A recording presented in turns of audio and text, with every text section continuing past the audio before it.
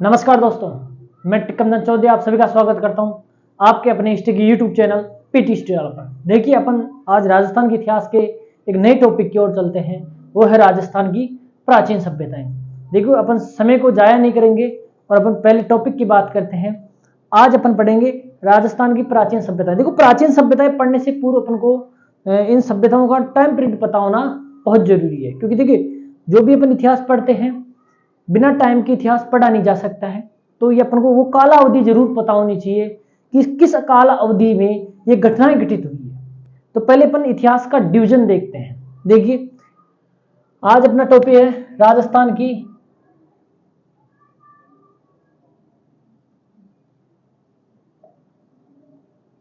प्राचीन सभ्यताएं।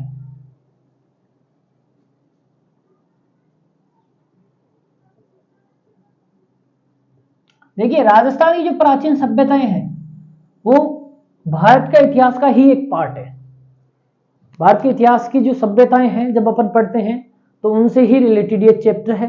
तो देखते हैं, पहले अपन इन सभ्यताओं को पढ़ने से पूर्व अपन भारत के इतिहास का काल डिवीजन देखते हैं। देखिए, अपन इतिहास को अध्ययन करने की दृष्टि से अपन 3 भागों में डिवीजन करते हैं। पहला डिवीजन होगा प्राग ऐतिहासिक काल,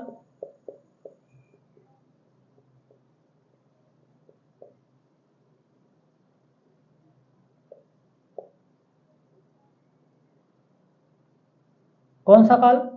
प्राग ऐतिहासिक काल। दूसरा होगा आद्य ऐतिहासिक काल,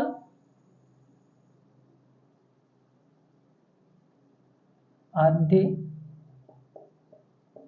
ऐतिहासिक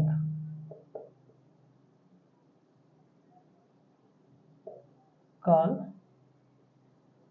एक होगा आपका ऐतिहासिक काल।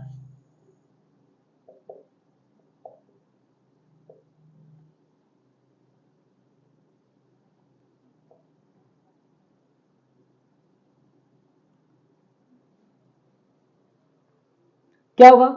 प्री हिस्टोरिकल पीरियड, प्रोटोहिस्टोरिकल पीरियड और हिस्टोरिकल पीरियड। यानी इतिहास को पढ़ने के लिए अपन को पहले इतिहास का काल डिवीजन पता होना जरूरी है। इसके लिए अपन ने इतिहास को 3 भागों में बांटा है: प्राग ऐतिहासिक काल, आद्य ऐतिहासिक काल और ऐतिहासिक काल। कहने का मतलब प्री हिस्टोरिकल पीरियड, प्रोटोहिस्टोरिकल पीरियड और हिस्टोरिकल पीरियड।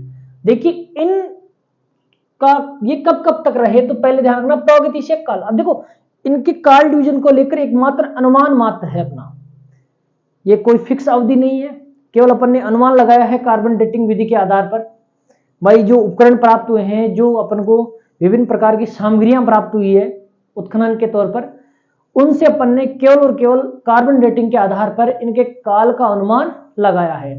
तो देखिए, इनका कब कब टाइम पीरियड रहा होगा, तो इसका टाइम पीरियड लगभग 25 लाख ईसा पूर्व से 25 लाख ईसा पूर्व से प्रारंभ होकर लगभग 3000 ईसा पूर्व तक का जो टाइम पीरियड है वो क्या है? आपका प्राग ऐतिहासिक काल है। देखिए, ये काल डिवीजन अनुमान मात्र है, ये कोई फिक्स नहीं है कि भाई हाँ यहां से ही ये प्रागैतिहासिक काल प्रारंभ हुआ है। देखो, कोई भी घटना या कोई भी कालावधि एकदम से कभी प्रारंभ हो नहीं सकती है, इसलिए अपन को इसकी लंबी अवधि लेनी जरूरी है। फिर होता है आपका आद्य ऐतिहासिक काल, तो इसका प्रारंभ लगभग ये माना जाता है कि 3000 ईसा पूर्व से हुआ है और ये कब तक चलता है? 600 ईसा पूर्व तक चलता है। ठीक है। और हिस्टोरिकल पीरियड का टाइम पीरियड कब से प्रारंभ होता है? तो वो होता है आपका 600 ईसा पूर्व से। कब से होता है? 600 ईसा पूर्व से प्रारंभ। कब से प्रारंभ? 600 ईसा पूर्व से प्रारंभ होता है। अब देखिए, इन कालों की क्या विशेषता रही है, इनको अपन ने क्यों बांटा है, ये अपन को पता होना जरूरी है। तो देखिए, इनको बांटने का सबसे महत्वपूर्ण आधार है लेखन कला को लेकर। किसको लेकर? लेखन कला को लेकर। यानी इनकी राइटिंग स्किल डेवलप हुई थी, इनको पढ़ना बोलना या ये करना आता था कि नहीं आता था, उस आधार पर। साथ में इन्होंने क्या औजार इस्तेमाल किए, वो भी इनके मुख्य आधार है। देखिए प्रागैतिहासिक काल, तो देखिए इस टाइम पीरियड का जो मानव था, वो मानव लेखन कला का बिल्कुल भी ज्ञान नहीं रखता था। किसका? लेखन कला का। ना उसको बोलना आता था, यानी कन्वर्सेशन सिस्टम उसके पास बिल्कुल भी नहीं था। वो बातचीत, वो इशारों में, एकमात्र इससे अनुमान लगाया जाता है कि इस टाइम पीरियड का मनुष्य मात्र इशारों से ही कुछ समझा करता था। कहने का मतलब उसके पास बोलने के लिए भाषा और लिखने के लिए लेखन कला मौजूद नहीं थी। तो इस टाइम पीरियड का जो इतिहास है प्रागैतिहासिक काल का, वो अपन को मात्र किस आधार पर पढ़ना पड़ता है? वो पढ़ना पड़ता है अपन को प्रागैतिहासिक सामग्री के आधार पर, यानी पुरातात्विक सामग्री के आधार पर। और वो पुरातात्विक सामग्री क्या है? आपके पाषाण औजार। क्या है? पाषाण औजार। इसी कारण पाषाणकालीन सभ्यताएं इसी भाग का पार्ट है। तो देखिए इस काल की क्या विशेषताएं हैं। पहली विशेषता क्या है कि इसमें के मानव को लेखन कला का ज्ञान नहीं था। पहला पॉइंट तो ये सबसे महत्वपूर्ण है कि इस टाइम के मनुष्य को लेखन कला का ज्ञान नहीं था, यानी प्रागैतिहासिक प्रीहिस्टोरिकल टाइम के मनुष्य को लेखन कला का बिल्कुल भी ज्ञान नहीं था। तो फिर अपन ने इनको समझने के लिए, इनका इतिहास पढ़ने के लिए किस चीज का इस्तेमाल किया है? तो अपन ने इनकी पुरातात्विक सामग्री। तो इस जब लेखन कला ज्ञान नहीं था तो कोई लिखित सामग्री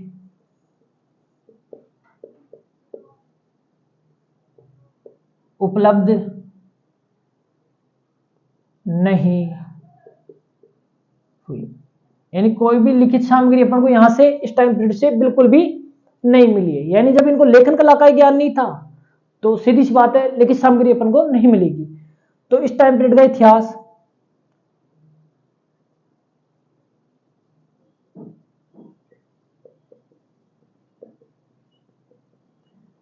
केवल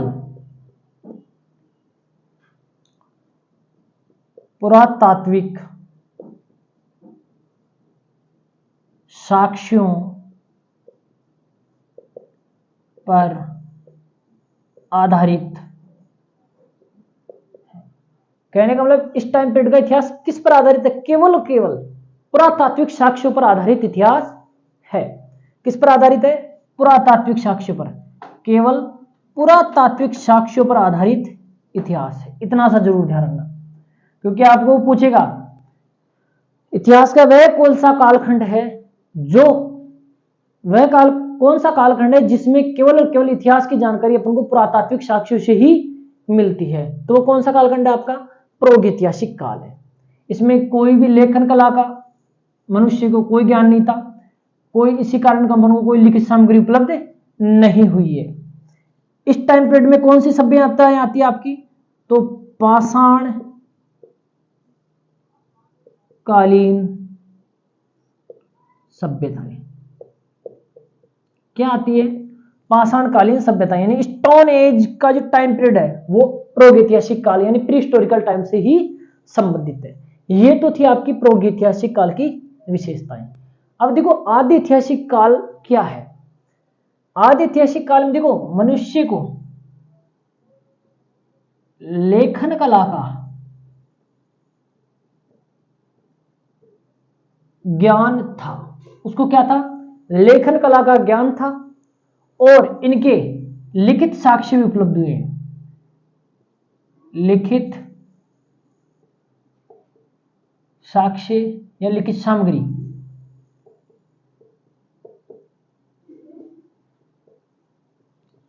प्राप्त हुई, यानी इनको लेखन कला का इस टाइम पीरियड के आदि ऐतिहासिक काल के प्रोटो हिस्टोरिकल टाइम के लोगों को लेखन कला का ज्ञान था, पढ़ने लिखने का बोलने का ज्ञान था, और उनकी लिखित सामग्री की अपन को मिली है। लेकिन कारण क्या रहा है, दिक्कत क्या रही है, इसको अभी तक अपन पढ़ नहीं पाए हैं, यानी अपने द्वारा इसको रीड नहीं किया गया है। क्या दिक्कत रही कि हमने अभी तक इस काल की लिखित सामग्री को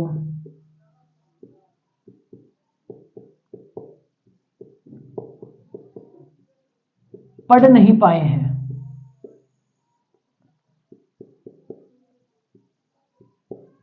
क्या नहीं कर पाए हैं? रीड नहीं कर पाए हैं। इस टाइम पीरियड के मनुष्य को लेखन कला का ज्ञान था, उसने कुछ लिखित सामग्री छोड़ी अपने पीछे, लेकिन अभी तक अपन ने उनको पढ़ नहीं पाए हैं। अपने पास उनकी भाषा का अपने पास कोई भी ज्ञान मौजूद नहीं है। ऐसे में उनकी जो लिखी हुई सामग्री है उसको अपन अच्छी तरह से क्या अपन बिल्कुल भी नहीं पढ़ पाए हैं। और संभवतः जब ये सामग्री पढ़ ली जाएगी तो अपन को इस टाइम पीरियड के इतिहास का एक बहुत बड़ा भाग अपन क्या कर लेंगे, अपने समझ में आ जाएगा। तो लिखित सामग्री को पढ़ नहीं पाए हैं, ठीक है। इस टाइम पीरियड में कौन सी सभ्यताएं आती है? तो फिर देखो, जब पढ़ नहीं पाए तो इस टाइम पीरियड का इतिहास भी किस आधार पर आधारित है? वो भी पुरातात्विक साक्ष्य पर आधारित है। तो लिख देना, इस समय का इतिहास भी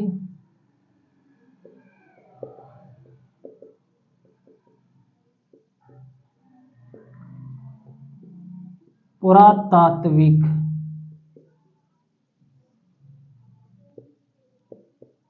साक्ष्यों पर आधारित है। यानी लिखित सामग्री थी लेकिन उसको पढ़ नहीं पाए हैं। तो ऐसे में अपन ने इस टाइम पीरियड का इतिहास भी जो लिखा है वो किस आधार पर लिखा है? केवल और केवल पुरातात्विक साक्ष्य पर आधार लिखा है, क्योंकि उसको पढ़ नहीं पाए तो अपन को वो जानकारी है नहीं कि उन्होंने क्या लिखा है, ठीक है। इसमें कौन सी सभ्यताएं आती हैं आपकी? इसमें आती है आपकी सिंधु घाटी सभ्यता, जिसको अपन हड़प्पा सभ्यता बोलते हैं, और वैदिक सिविलाइजेशन। ये दो सभ्यताएं आती हैं। ताम्रपाषाण कालीन भी सभ्यता इसी का पार्ट है। वैसे ताम्रपाषाण काल को देखो टेक्निकली तौर से इन सभ्यताओं से पूर्व रखा जाना चाहिए, लेकिन अपने भारत के इतिहास में क्या हुआ है, सिंधु घाटी सभ्यता के बाद में ताम्रपाषाणिक सभ्यताएं अस्तित्व में आई है। टेक्निकली तौर से ये पहले की है ताम्रपाषाणिक सभ्यताएं, क्योंकि स्टोन एज के बाद में ताम्रपाषाण आता है, उसके बाद में सिंधु घाटी आनी चाहिए। लेकिन अपने क्या है, ताम्रपाषाणिक सभ्यताएं सिंधु घाटी सभ्यता के बाद की सभ्यताएं, ठीक है। तो ये तो था आद्य इतिहास यानी प्रोटो हिस्टोरिकल टाइम पीरियड की क्या विशेषता रही है। लेखन कला का ज्ञान था, लिखित सामग्री उपलब्ध हुई है। जब लेखन कला ज्ञान था तो ऑब्वियसली बात है उन्होंने कुछ लिखा होगा, उन्होंने जो पीछे छोड़ा उसको लेकिन अपन पढ़ नहीं पाए हैं बस। तो इस काल का भी इतिहास किस आधार पर आधारित है? केवल आर्कोलॉजिकल जो आपको साक्ष्य मिले हैं उन्हीं पर आधारित है। और इसमें कौन कौन सी सभ्यताएं रखी जा सकती है?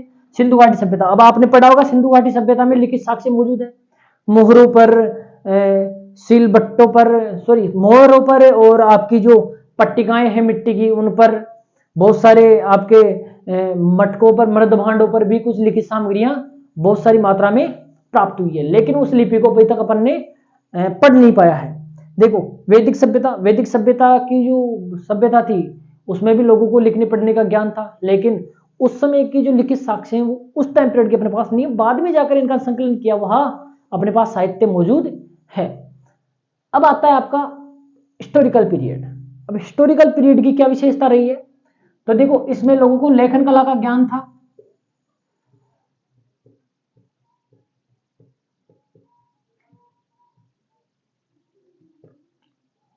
उनकी लिखित सामग्री भी मिली,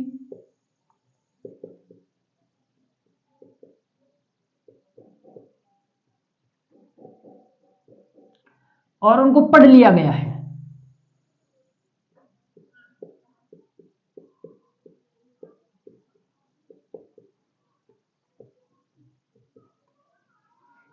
तो इस टाइम पीरियड का इतिहास अपन पर किस आधार पर आधारित है? तो लिखित साक्ष्यों व पुरातात्विक साक्ष्यों पर आधारित। और इस टाइम पीरियड में, ये टाइम पीरियड कब से स्टार्ट होता है? तो आपका स्टार्ट होता है 600 ईसा पूर्व से। मैं कह सकता हूं महाजनपद काल।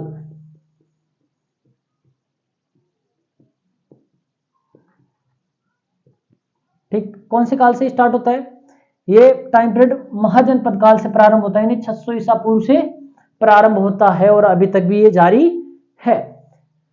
तो इन तीनों कालों की क्या विशेषताएं रही हैं, ये पूछी जा सकती है आपसे कि प्रागैतिहासिक काल किसे कहा जाता है। तो इतिहास का वह कालखंड जिसमें मनुष्य को न तो लेखन कला का ज्ञान था, न उसकी कोई लिखित सामग्री अपन को प्राप्त हुई है, ऐसे कालखंड को प्रागैतिहासिक काल कहा जाता है। इस कालखंड के का इतिहास केवल और केवल पुरातात्विक साक्ष्यों पर आधारित है। और इस कालखंड में कौन सी सभ्यता रखी जाती है? स्टोन एज यानी प्रस्तर या पत्थर युगीन या पाषाणकालीन सभ्यताएं रखी जाती है। प्रोटोहिस्टोरिकल टाइम पीरियड, इस टाइम पीरियड के मनुष्य को लेखन कला का ज्ञान था, उसने कुछ लिखित सामग्री अपने पीछे छोड़ी, लेकिन उसी को अभी तक अपन पढ़ नहीं पाए हैं। ऐसे में इस टाइम पीरियड का इतिहास भी किस पर आधारित है? केवल पुरातात्विक साक्ष्य पर आधारित है। और कौन सी सभ्यताएं इस टाइम पीरियड में आती है? आपकी सिंधु घाटी सभ्यता और वैदिक सभ्यता। हिस्टोरिकल टाइम पीरियड क्या है? 600 ईसा पूर्व से प्रारंभ होने वाला टाइम पीरियड है। इसमें लेखन कला का ज्ञान था, लिखित सामग्री प्राप्त हुई है और उसको अपन ने पढ़ लिया है। इस आधार पर इस टाइम पीरियड का इतिहास यानी ऐतिहासिक काल का इतिहास अपने पास लिखित साक्ष्य और पुरातात्विक दोनों साक्ष्यों से प्राप्त है। और ये 600 ईसा पूर्व यानी आपके महाजनपद काल से प्रारंभ होता है। एक बार आप स्क्रीनशॉट लो। ये तो था अपना कार्ल डिवीजन। अब देखते हैं अपन सबसे पहले स्टोन एज के बारे में।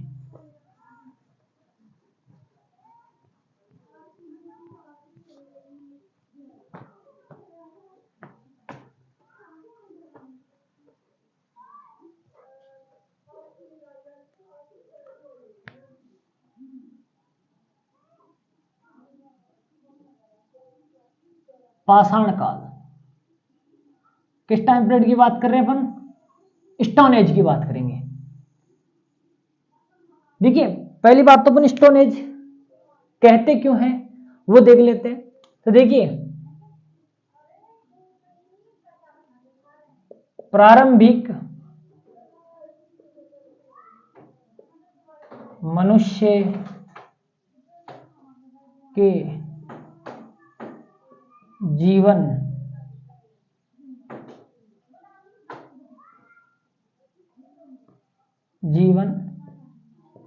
निर्वाह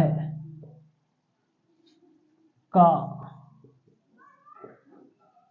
मुख्य आधार प्रस्तर यानी पाषाण होने के कारण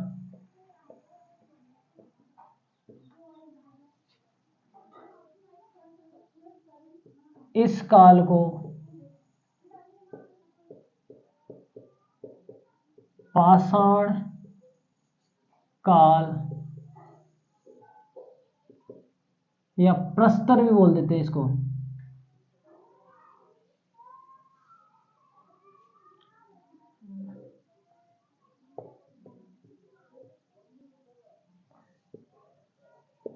युग कहा गया। देखो अपन इसको पाषाण काल या प्रस्तर युग क्यों कहते हैं? इसका मूल कारण ये है, जो प्रारंभिक मनुष्य था उस प्रारंभिक मनुष्य के जीवन का मूल आधार या जीवन निर्वाह का मुख्य आधार क्या था?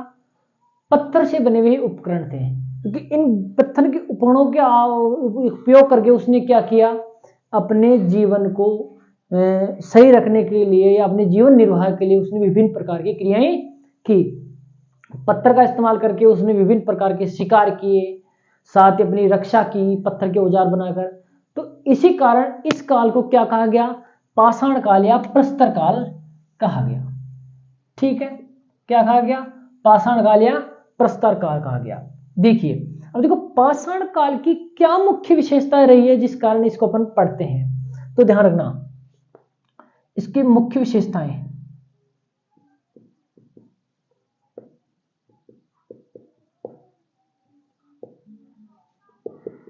देखो जैविक दृष्टि से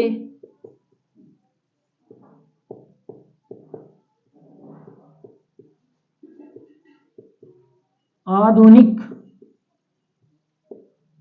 मानव का विकास। इस काल की मुख्य विशेषता, पहली मुख्य विशेषता क्या है? कि बायोलॉजिकली दृष्टि से देखा गया कि जो आधुनिक मनुष्य है उसका प्रादुर्भाव किस काल में हुआ, इसी स्टोन एज में हुआ। धीरे धीरे बाद में जाकर उसकी बुद्धि का विकास हुआ, तो उसने क्या किया, प्रारंभ में जो अपने औजार थे वो बेडोल तरीके से बनाए गए थे, ठीक है। फिर उसने धीरे धीरे जैसे जैसे उसकी बुद्धि का मस्तिष्क का विकास होने लगा तो उसने क्या किया, इन्हीं औजारों का और सही तरीके से इस्तेमाल करना प्रारंभ किया। उन औजारों को अति सुंदर तरीके से बनाया, उनकी पॉलिश करना स्टार्ट की, उनका आकार छोटा कर लिया उसने अपनी सुविधा अनुसार। तो इस प्रकार उसने क्या किया, धीरे धीरे अपने मस्तिष्क का विकास किया और आधुनिक मानव का रूप इसी टाइम पीरियड में देखने को मिलता है। तो सबसे महत्वपूर्ण घटना क्या थी इस टाइम पीरियड की, भी जैविक दृष्टि से आधुनिक मानव का विकास हुआ। और दूसरी महत्वपूर्ण घटना क्या थी इस टाइम पीरियड की, इस टाइम पीरियड में देखो आधुनिक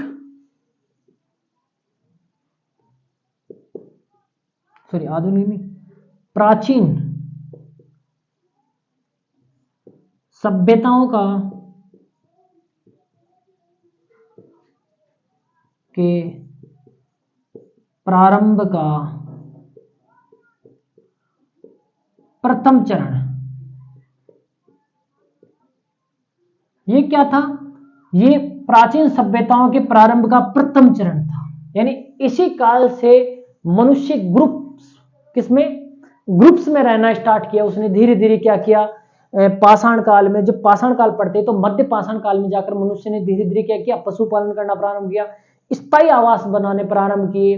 फिर धीरे धीरे नव पाषाण काल में आते वो क्या करना प्रारंभ कर दिया, उसने अपने छोटे छोटे गांव और सभ्यता के रूप में एक छोटा सा इलाका उन्होंने क्या किया, अपने लिए बनाना प्रारंभ किया। क्योंकि इसी नवपाषाण कालीन सभ्यताओं के विकास के बाद में आपकी सिंधु घाटी सभ्यता अस्तित्व में आई। तो अपन ये कह सकते हैं कि जो प्राचीन सभ्यताओं की जो बीजारोपण हुआ, जिसका प्रादुर्भाव हुआ, तो उसका प्रथम चरण कब से स्टार्ट हुआ, आपका पाषाण काल से ही प्रारंभ होता है। और देखो इन्होंने क्या किया, जीवन निर्वाह के लिए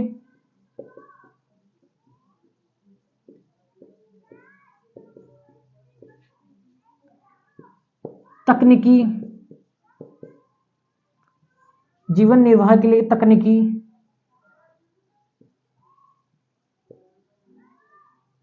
रणनीति प्रारंभ।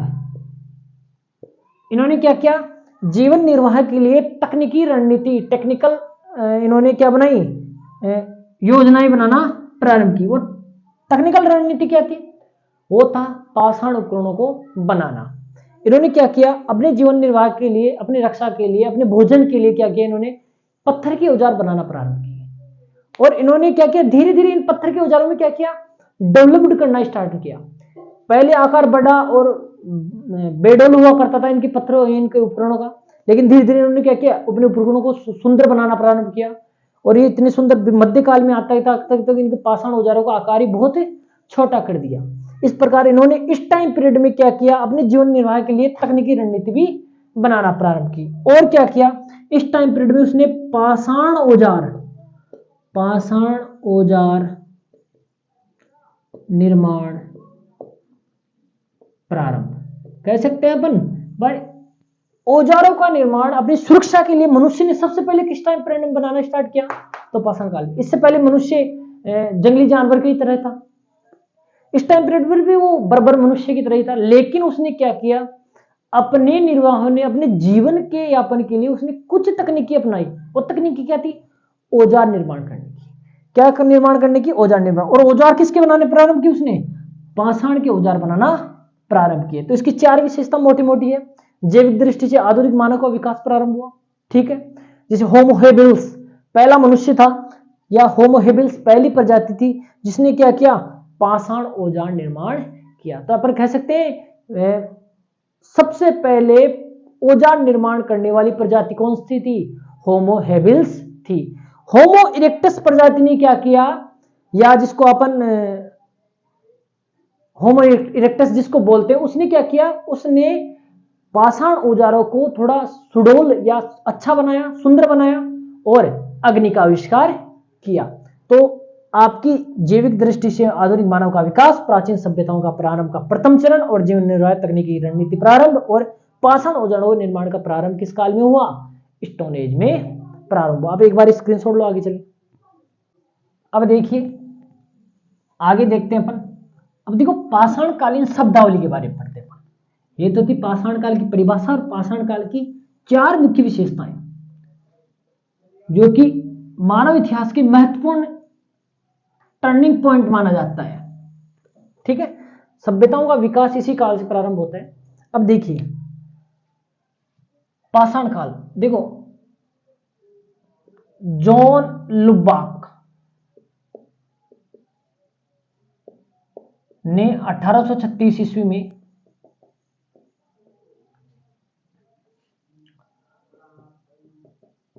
पाषाण काल को 1836 ईस्वी में अपनी पुस्तक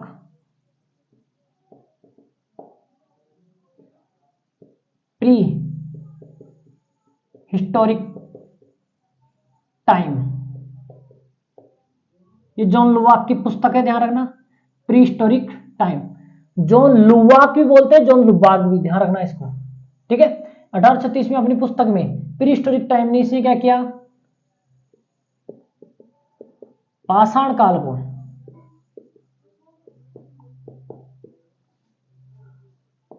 दो भागों में बांटा। कितने भागों में बांटा? पाषाण काल को 2 भागों में बांटा और सर्वप्रथम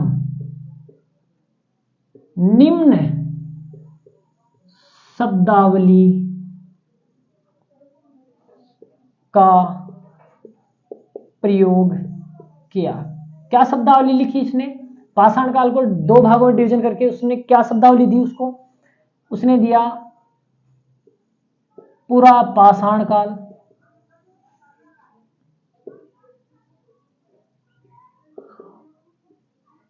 और एक दूसरा नाम दिया नव पाषाण काल।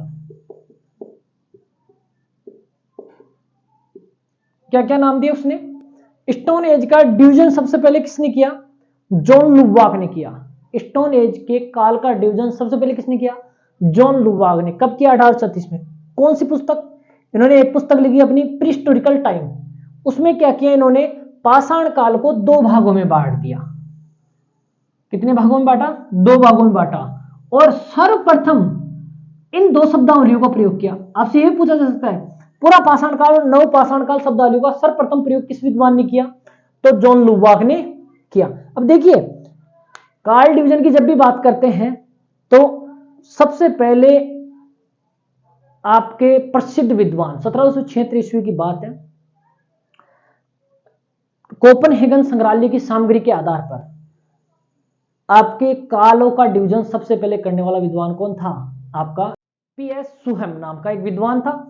उस विद्वान ने पीएफ सुहम ने क्या किया? सबसे पहले आपके काल डिवीजन करके क्या किया? काल को 3 भागों में बांटा। पहला पाषाण काल, दूसरा कांस्य काल और तीसरा लोह काल। लेकिन उनका काल डिवीजन केवल और केवल किस पर आधारित था? कोपनहेगन संग्रहालय की सामग्री के आधार पर था।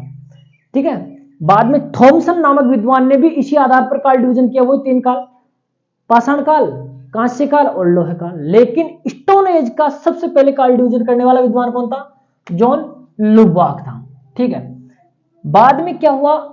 अब देखो अब अभी वर्तमान में अपन जो पढ़ते हैं काल डिवीजन वो है 3 स्टोन एज के, पूरा पाषाण काल, मध्य पाषाण काल और नव पाषाण काल।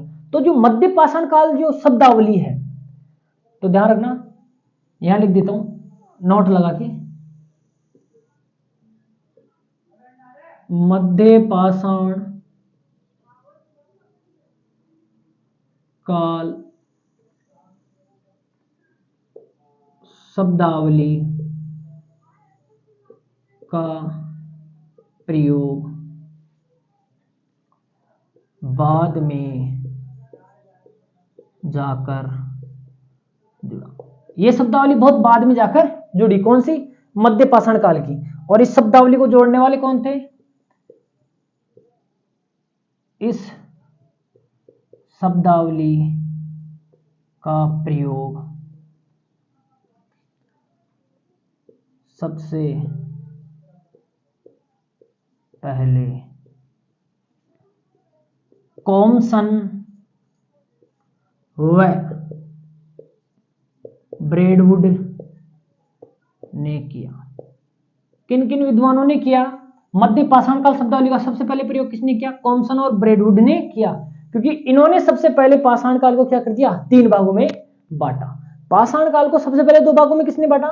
जॉन लुबाग ने 1836 में। लेकिन इसी स्टोन एज को 3 भागों में बांटकर मध्य पाषाण काल की नई शब्दावली का इस्तेमाल करने वाले विद्वान कौन कौन थे? कॉम्सन और ब्रेडवुड थे। कौन कौन से विद्वान थे?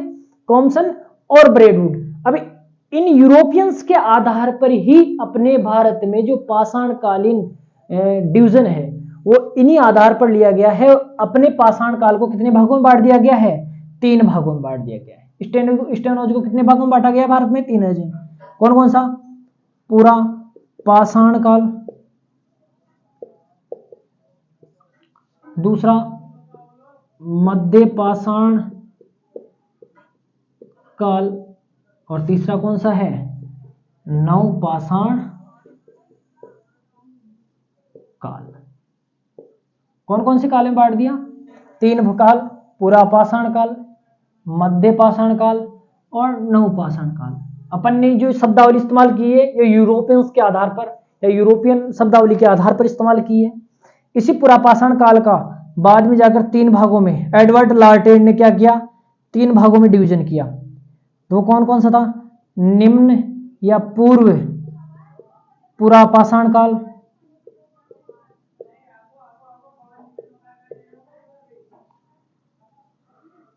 मध्य पूरा पाषाण काल,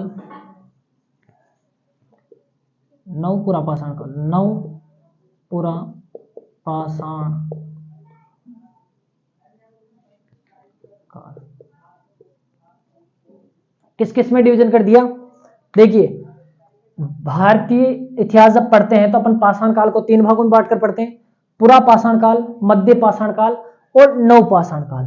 पूरा पाषाण काल का भी एडवर्ड लार्टेन नामक विद्वान ने क्या कर दिया? 3 भागों में डिवीजन किया। सबसे पहले निम्न या पूर्व पूरा पाषाण काल, मध्य पूरा पाषाण काल या नव पूरा पाषाण काल की जगह उच्च पूरा पाषाण, ध्यान रखो, उच्च पूरा पाषाण काल। ये काल डिवीजन अपने भारत के इतिहास में पढ़ा जाता है। तो फिर से एक बार देख लेना, जॉन लुबाक 1836 में अपनी पुस्तक प्रीहिस्टोरिकल टाइम में पाषाण काल को 2 भागों में बांटा। कौन कौन से? पूरा पाषाण काल, नवपाषाण काल। मध्य पाषाण कालीन शब्दावली बाद में जाकर जुड़ी जब कॉम्सन और ब्रेडवुड ने जब पाषाण काल को 3 भागों में बांटा। अब देखिए, पूरा जो आपका पाषाण काल है वो 3 भागों में बटा हुआ है। पूरा पाषाण काल, मध्य पाषाण काल और नवपाषाण काल। पूरा पाषाण काल के भी 3 पार्ट है। सबसे पहले इन तीनों पार्टों का डिवीजन करने वाला, इस पूरा पाषाण काल का 3 भागों में डिवीजन करने वाला कौन था? एडवर्ड लार्टेन नामक विद्वान था। उस विद्वान ने क्या किया? निम्न पूरा पाषाण, निम्न या पूर्व पूरा पाषाण काल, मध्य पूरा पाषाण काल, उच्च पूरा पाषाण काल से नई शब्दावलियां 3 भागों में डिवीजन की। इस प्रकार ये था आपका पाषाण काल का काल डिवीजन। अब अपन कल वाली क्लास में पढ़ेंगे अपन राजस्थान में पूरा पाषाण काल से संबंधित कौन कौन से स्थल है और वहां से किस प्रकार की सामग्रियां मिली है।